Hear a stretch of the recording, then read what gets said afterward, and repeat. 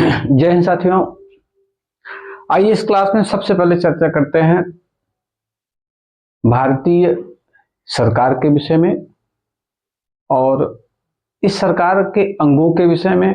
उसके बाद कार्यपालिका, व्यवस्थापिका, न्यायपालिका, संघीय शासन व्यवस्था के बारे में आइए हम इस क्लास में चर्चा करते हैं। देखिए, सबसे पहले साथियों हम आपको बताना चाहेंगे कि सरकार के तीन अंग, जिसको व्यवस्थापिका, कार्यपालिका और न्यायपालिका कहा जाता है। सरकार के तीन अंगों में व्यवस्थापिका का काम होता है कानूनों को बनाना, कार्यपालिका का काम होता है व्यवस्थापिका द्वारा बनाए गए कानूनों को लागू करना, और न्यायपालिका का काम होता है कि व्यवस्थापिका द्वारा बनाए गए कानूनों को, कार्यपालिका द्वारा लागू किए गए कानूनों को अगर कोई व्यक्ति पालन न करता हो तो न्यायपालिका उसको दंड प्रदान करती है।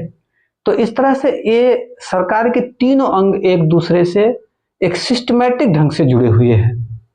दूसरी बात, एक सरकार का चौथा अंग होता है जो इन तीनों को आईना दिखाने का काम करता है, उसको कहते हैं मीडिया अथवा प्रेस, स्वतंत्र मीडिया अथवा प्रेस। ये सरकार के संचालन में महत्वपूर्ण भूमिका निभाता है। प्रेस यद्यपि काफी विवादों के घेरे में भी मीडिया रहा है भारत का, तो हम यहाँ चर्चा करते हैं।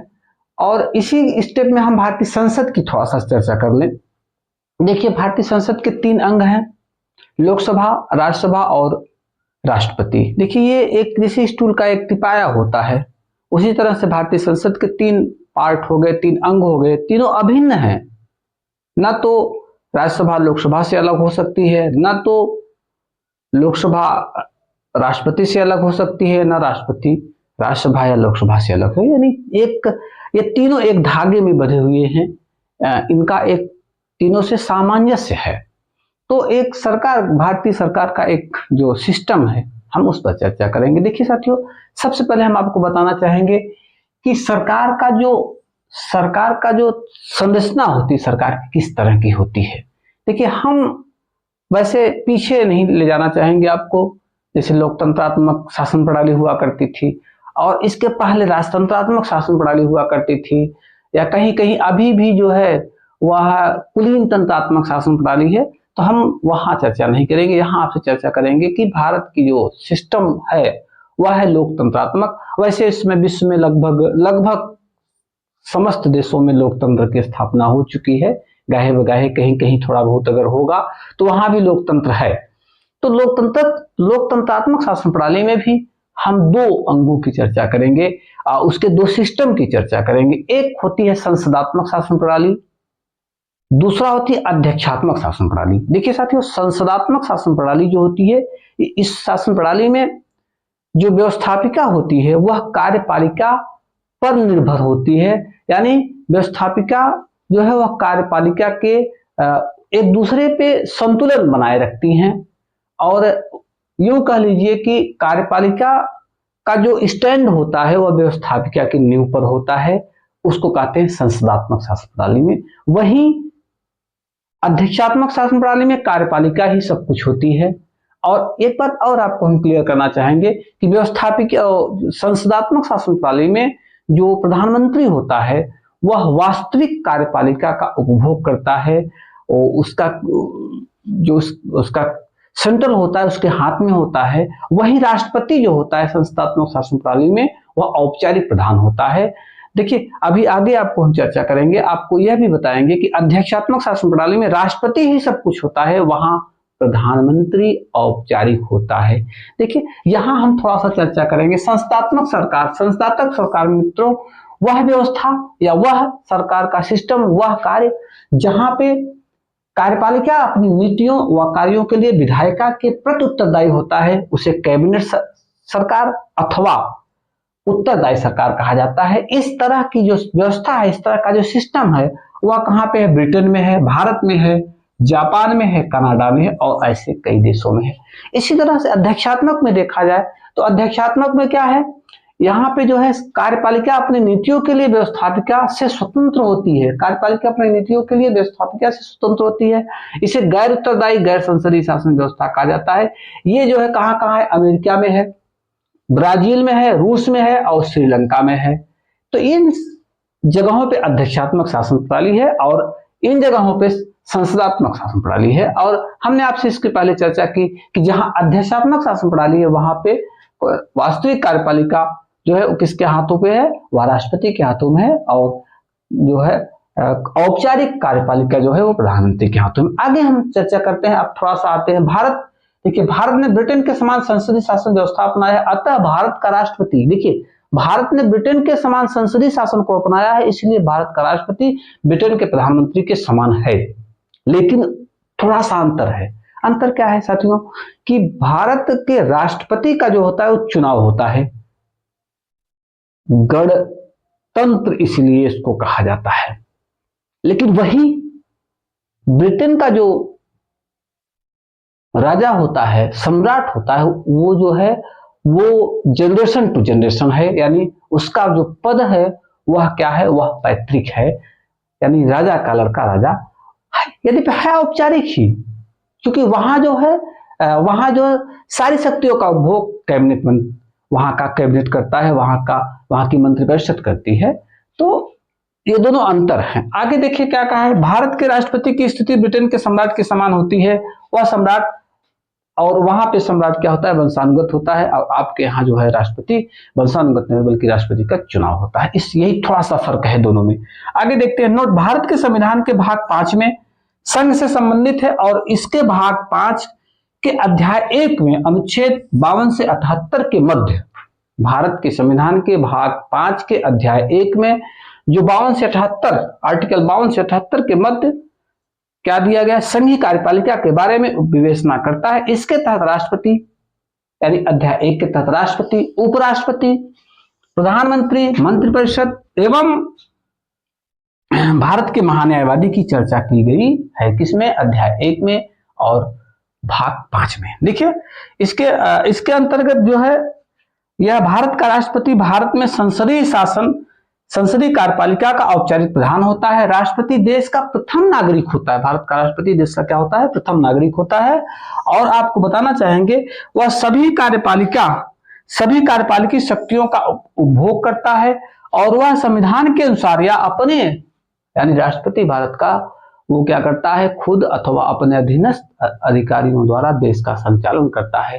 यानी भारत की कार्यपालिका का औपचारिक प्रधान कौन होता है, राष्ट्रपति होता है। और वास्तविक प्रधान कौन होता है, हम आपको बताना चाहेंगे भारत की कार्यपालिका का वास्तविक प्रधान जो है वो प्रधानमंत्री होता है, उसका कैबिनेट मंत्रालय होता है, उसका मंत्रिपरिषद होता है। देखिए आगे आपको बताना चाहेंगे कि भारत के राष्ट्रपति पद के लिए कुछ योग्यताएं निर्धारित की गई हैं, उसको भी थोड़ा सा कुछ पॉइंट में आप समझ लें। वह भारत का नागरिक हो, उसकी उम्र 35 वर्ष से कम न हो, वह लोकसभा का सदस्य निर्वाचित होने की योग्यता रखता हो, साथ साथ वह लाभ के पद पर न हो और राष्ट्रपति उम्मीदवार के लिए कम से कम 50 मतदाताओं का अनुमोदन होना चाहिए और 50 मतदाताओं का क्या होना चाहिए, 50 मतदाताओं का प्रस्ताव होना चाहिए। देखिए 50 अनुमोदक, 50 प्रस्तावक होने चाहिए। राष्ट्रपति पद के उम्मीदवारी आप अगर दर्ज कराना चाहते हैं, आप राष्ट्रपति का अगर चुनाव लड़ना चाहते हैं तो आगे देखिए राष्ट्रपति के लिए जमानत राशि 15,000 रुपए निर्धारित की गई। साथियों जितना वैध मत पड़ा हो, अगर उसका 1/6 अगर कोई उम्मीदवार नहीं पाता तो उसकी जमानत राशि 15,000 रुपए जो है वह इलेक्शन कमीशन द्वारा जब्त कर ली जाती है। देखिए आगे आपको हम बताना चाहेंगे कि कोई भी व्यक्ति राष्ट्रपति पद पर कितनी बार निर्वाचित होगा। पुनः निर्वाचन के लिए राष्ट्रपति की जो प्रावधान है, इस पर संविधान चुप है, इस पर संविधान शांत है। देखिए आगे आपको यह भी हम बताना चाहेंगे कि राष्ट्रपति पद के लिए जो निर्वाचक मंडल होता है, देखिए मित्रों राष्ट्रपति पद के लिए जो निर्वाचक मंडल होता है उसमें जो है, उसमें क्या होता है, संसद के दोनों सदनों के सदस्य होते हैं।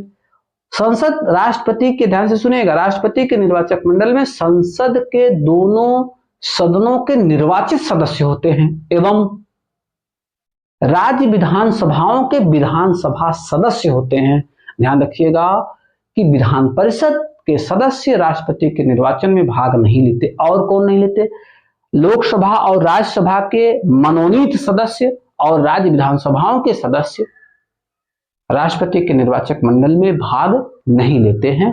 तो यह इनको मिलाकर, यानी कि संसद के दोनों सदनों के निर्वाचित सदस्यों एवं विधानसभा, राज्य विधानसभाओं के निर्वाचित सदस्यों को मिलाकर एक निर्वाचक मंडल बनता है। इसी निर्वाचक मंडल द्वारा भारत के राष्ट्रपति का चुनाव किया जाता है।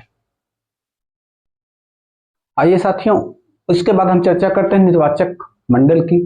निर्वाचक मंडल के बाद हम चर्चा करते हैं निर्वाचन पद्धति की। भारत के राष्ट्रपति का जो निर्वाचन होता है वह एकल संक्रमणी मत पद्धति की आनुपातिक प्रतिनिधित्व प्रणाली के आधार पर किया जाता है। साथियों देखिए, यह एक बहुत ही कठिन प्रक्रिया होती है। इसके अंतर्गत मतों का प्रयोग किया जाता है और मतों के मत मूल्य का प्रयोग किया जाता है, जो किसी क्लास में चर्चा हो जाएगी। हाँ, इतना ध्यान रखिए कि एकल संक्रमणी मत पद्धति के आधार पर राष्ट्रपति का चुनाव किया जाता है और राष्ट्रपति का चुनाव 5 वर्ष के लिए किया जाता है। ध्यान रखिएगा, 5 वर्ष के लिए राष्ट्रपति का चुनाव किया जाता है। 5 वर्ष से पहले यदि राष्ट्रपति की मृत्यु हो जाती है, राष्ट्रपति बीमार है, अस्वस्थ है या किसी विदेश कहीं बाहर गया है, तो इसके लिए उसके कार्य को देखने के लिए उपराष्ट्रपति यहाँ पे है। उपराष्ट्रपति राष्ट्रपति के उत्तरदायित्वों का निर्वहन करता है। यदि किन्हीं कारणों से उपराष्ट्रपति भी अनुपस्थित है तो भारत का मुख्य न्यायाधीश वह राष्ट्रपति के उत्तरदायित्वों का निर्वहन करता है। यदि उपराष्ट्रपति भी अनुपस्थिति है तो फिर न्यायपालिका का जो ज्येष्ठतम न्यायाधीश होता है वह राष्ट्रपति के कार्यों की देखरेख करता है, उसके उत्तरदायित्वों का निर्वहन करता है। एक चीज और हम बताना चाहेंगे आपको कि भारत का जो राष्ट्रपति है वह अपना त्यागपत्र लिखित सूचना के आधार पर उपराष्ट्रपति को देता है।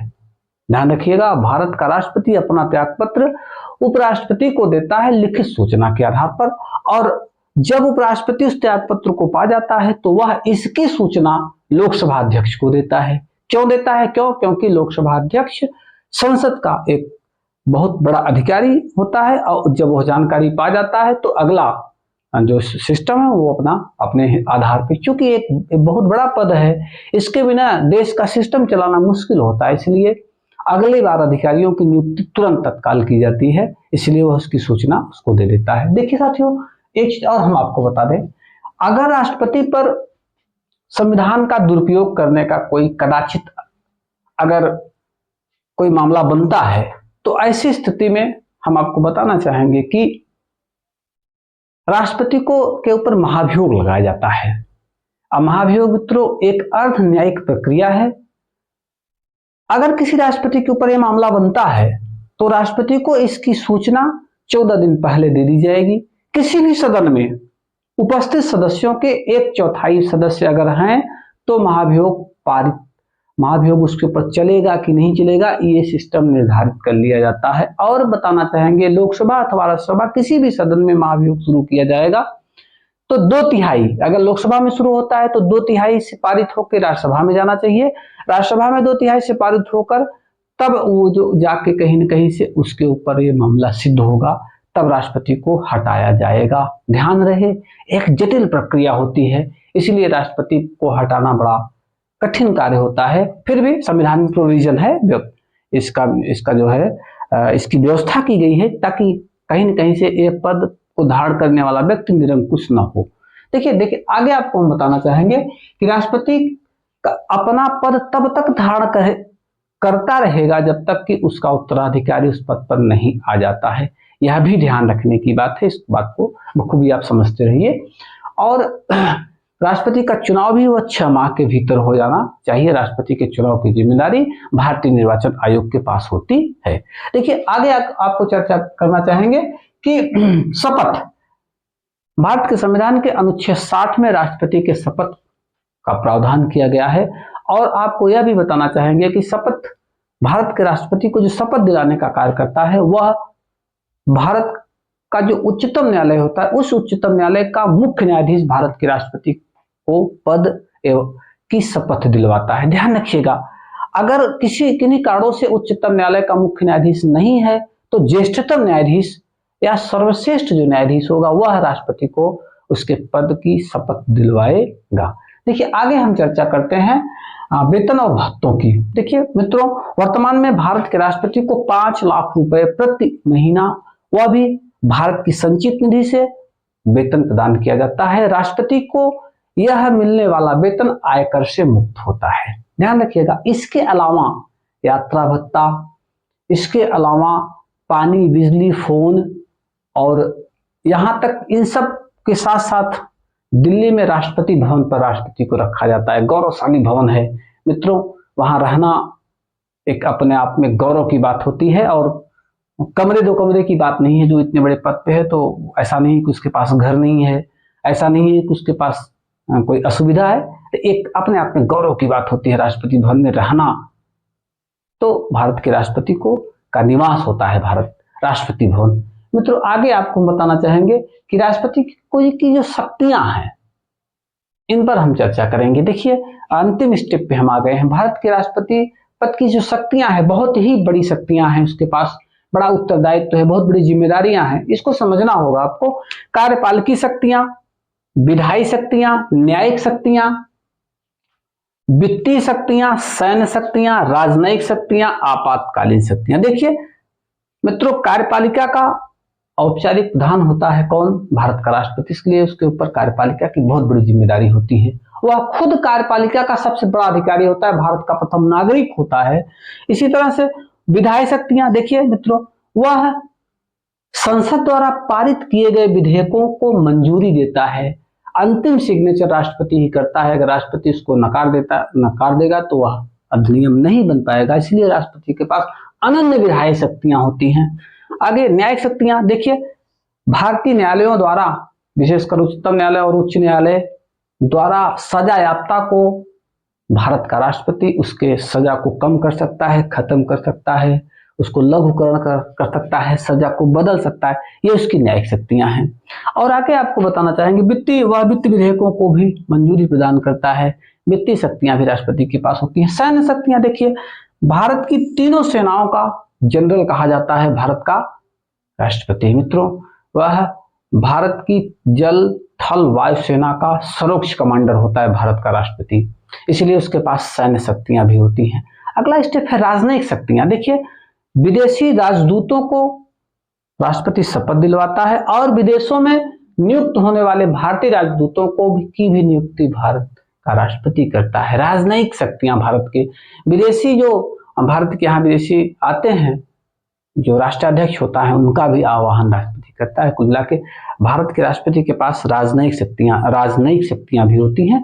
आपातकालीन, देखिए आर्टिकल 352 से 360 के मध्य भारत में जो आपातकाल की व्यवस्था की गई है, आपातकाल की उद्घोषणा भी राष्ट्रपति करता है। तो इसलिए भारत के संविधान में राष्ट्रपति का पद अपने आप में गौरवशाली है, उच्च है और बहुत ही श्रेष्ठ पद है। तो इस क्लास में आशा और विश्वास है कि आप हमारी बात समझ में आई होगी। जय साथियों।